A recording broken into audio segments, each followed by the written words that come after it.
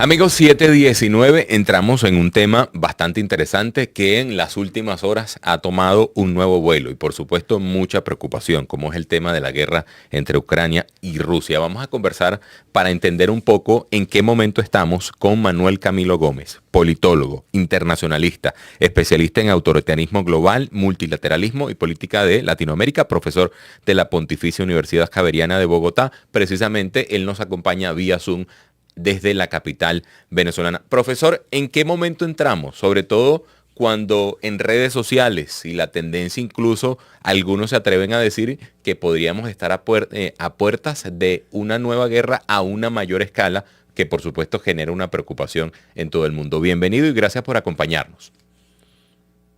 Buenos días, Saúl y Mardolé, muchas gracias por la invitación. Bueno, estamos en una fase en la cual ambos bandos, ambas partes, Rusia y Ucrania, están buscando tener las mejores ventajas frente a un posible escenario de negociación. Hay que recordar que el presidente electo Donald Trump ya ha dicho que efectivamente en enero empezaba un poco la agenda internacional relacionada con la búsqueda de una solución pacífica en la resolución del conflicto ucraniano. En ese sentido, las decisiones que ha tomado Joe Biden favorecen ciertamente las operaciones que han tenido los ucranianos en Kursk, que es una región obviamente fronteriza entre Rusia y Ucrania. Y obviamente lo que también se busca es detener el avance que ha tenido el ejército ruso hacia adentro del Donbass, que obviamente es la región que obviamente Putin trata de controlar y que por lo menos en este año ha aumentado por lo menos unos siete veces en términos de dominio territorial.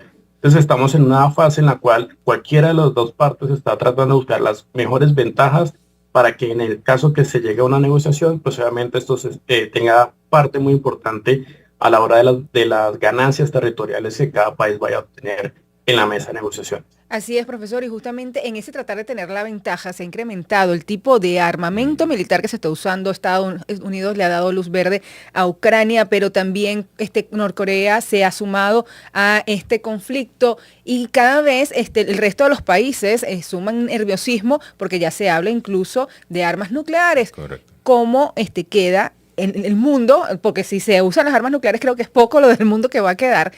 Cuando no es solo ya en discurso, es lo que se está viendo en el campo, es cada vez más agresivo y más peligroso.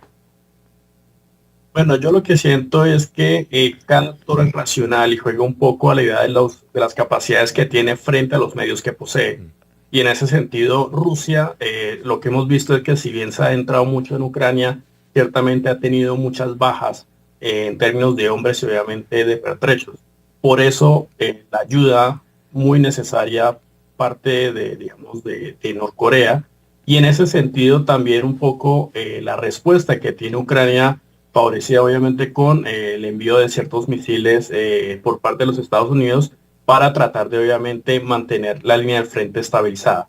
Ahora bien, yo creo que lo que siento de parte de Rusia es que Rusia trata de compensar sus mayores debilidades. Y es que si bien, de nuevo, convencionalmente sus ejércitos han avanzado, es muy costosa la guerra. Y en ese sentido, sería mucho más costoso en el campo si efectivamente los misiles de los Estados Unidos obviamente atacan posiciones, incluso ciudades rusas.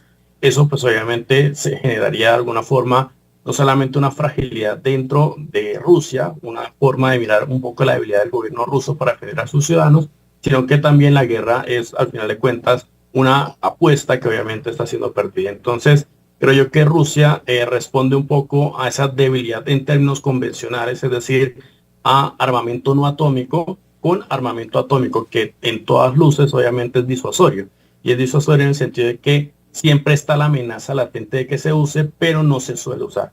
De hecho, incluso desde la Unión Soviética, esto se ha establecido, siempre los dirigentes rusos han amenazado con utilizar armas atómicas, pero nunca lo ha hecho. Entonces, esto también establece un patrón sobre qué puntos o qué decisiones puede tomar el Kremlin de cara, obviamente, a la llegada de Donald Trump en 2025.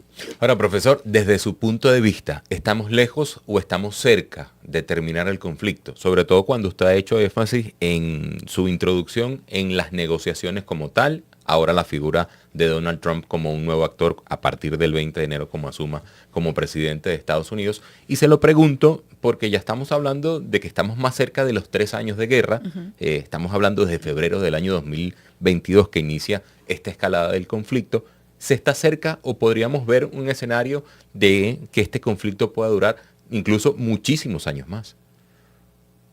Bueno, hay varios escenarios. No me atreveré a decir uno en particular. Primero, porque efectivamente la mayoría de conflictos localizados o regionalizados, por ejemplo, tipo Siria, tipo Sudán, tipo Gaza o incluso Ucrania, son conflictos que se suelen congelar en el tiempo. Es decir, hay una suerte de punto muerto. Pero por otro lado, obviamente, si hay un actor muy importante, como lo es el caso de los Estados Unidos, y que tiene una agenda para ese conflicto, lo más probable es que efectivamente la negociación sea el camino hacia el cual las partes lleguen a, digamos, a converger. Ahora bien, la cuestión es aquí que hay que mirar es qué costosa puede ser la paz para Rusia y qué costosa puede ser la paz no solamente para Ucrania, sino también para la Unión Europea y para la OTAN. En ese sentido, creo yo que las propuestas de Donald Trump pues terminarían siendo muy determinantes para saber si entramos de lleno en una fase de negociación o efectivamente simplemente le añaden más gasolina al conflicto. En este escenario, rescatando sus últimas palabras, ¿cuánto tiempo podría tomar volver a levantar todas esas ciudades de Ucrania que prácticamente están en ruinas y también algunas zonas de Rusia que están afectadas, sobre todo las fronterizas? Creo que tardarían 5 años, una década, porque efectivamente son ciudades que vienen desde la era industrial soviética, que tienen obviamente una infraestructura, digamos, muy vieja, pero que también ha sido muy resistente debido, pues obviamente, a la evolución en términos arquitectónicos y obviamente de sismoresistencia.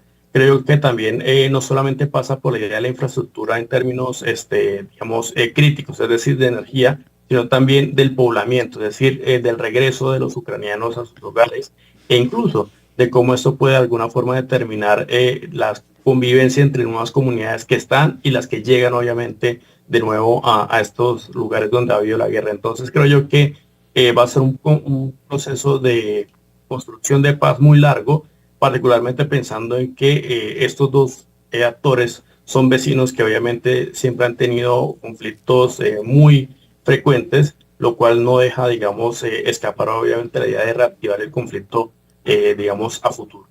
Ahora, profe, ¿cómo queda el papel de las organizaciones internacionales? Por ejemplo, la ONU, que siempre se ha dicho que tiene una deuda, no solamente ahorita, de años, cuando se llega a una escala de un conflicto regional, un conflicto cuando se habla además de guerra, donde ha habido miles de bajas, como bien decía Mardoley, destrucción de territorios, que usted calcula 5 años, cuidado sin más, porque estamos hablando de territorios devastados totalmente. ¿Qué deuda, si así lo considera, ha tenido organizaciones internacionales como la ONU, por ejemplo? Creo que la ONU, siempre lo he comentado, es un tigre de papel y es que efectivamente en la letra, particularmente la Carta, digamos, Fundacional de Naciones Unidas, siempre se muestra como un actor muy importante para mantener la seguridad internacional, la paz y la seguridad internacional. En ese sentido, creo yo que a lo largo de los años desde su fundación, Naciones Unidas siempre ha fracasado. ¿Por qué? Porque si eso lo que se busca es prevenir el conflicto, obviamente todos los conflictos han terminado y han estallado. Y en el caso, por ejemplo, de Ucrania, es tal vez la primera vez en el siglo XXI que vemos la invasión de un Estado hacia otro Estado. Entonces ahí también vemos un poco hasta qué punto Naciones Unidas ha sido muy permisivo y particularmente también pensando que también tiene, y lo voy a decir en esos términos, un topo. Y es que en el Consejo de Seguridad obviamente está Rusia y cualquier resolución que no se tome por unanimidad, pues obviamente se cae. Esto quiere decir que si bien Estados Unidos puede recabar el apoyo de muchos países, solamente con que Rusia alce la mano y vete la resolución, pues obviamente queda obviamente engavetado. Entonces también es un sistema que también predomina mucho, no solamente la influencia de la Guerra Fría, sino también este derecho a veto que termina obviamente generando muchas vacilaciones a la hora de tomar decisiones contundentes frente a países agresores y particularmente países que son obviamente potencias a nivel global. Además que, bueno, queda en el medio son las personas inocentes, los números de fallecidos ya se cuentan por millones. Esperemos que no se alargue más el fin de la guerra. Muchísimas gracias al profesor Manuel Camino González. Él es politólogo internacionalista, especialista en autoritarismo global, multilateralismo y política de Latinoamérica, profesor de la Pontificia Universidad Javeriana de Bogotá, 7:29 de la mañana. Vamos a una pausa y ya regresamos.